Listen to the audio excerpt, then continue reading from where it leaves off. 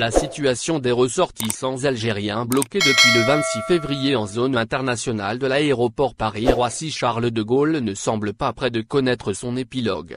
Ces Algériens vivent un véritable drame humain. Ils considèrent qu'ils sont abandonnés à leur sort dans une zone dénuée de tout confort.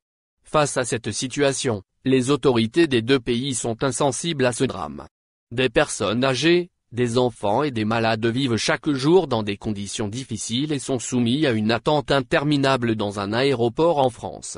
Parmi les personnes bloquées, il y a des cas qui font froid dans le dos.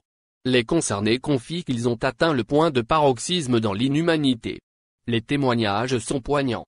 C'est le cas de celui d'un monsieur cancéreux parti en Grande-Bretagne pour des soins.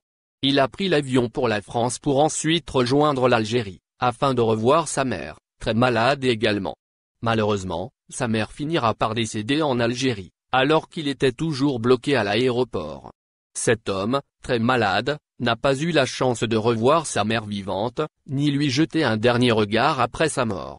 Situation dramatique. Cette histoire n'est qu'un exemple des drames vécus par les 27 personnes bloquées. Selon d'autres témoignages, la majorité des passagers veulent revenir au pays pour des motifs impérieux.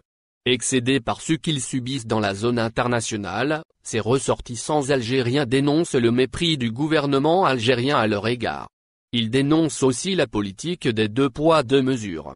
Selon eux, pendant qu'ils étaient bloqués à l'aéroport, des dizaines de personnes ont pu regagner le pays pour des motifs moins graves. Il faut rappeler que ces Algériens sont à leur 44e jour de blocage et une solution n'a été trouvée à leur situation. Ils ont décidé de saisir à nouveau la justice. En effet, leurs avocats, mais Alexandre André et Karima Hadj Saïd, ont décidé de faire des recours devant la justice française, suite aux décisions rendues en faveur d'Air Algérie et du ministère français de l'Intérieur. Si ces recours ne donnent pas gain de cause aux voyageurs bloqués, ils vont saisir le Conseil d'État français. Ils envisagent également, comme dernier recours, d'en appeler à la Cour européenne des droits de l'homme. Merci de vous abonner à la chaîne et n'oubliez pas d'aimer la vidéo et cliquer sur la cloche pour recevoir toutes les nouvelles.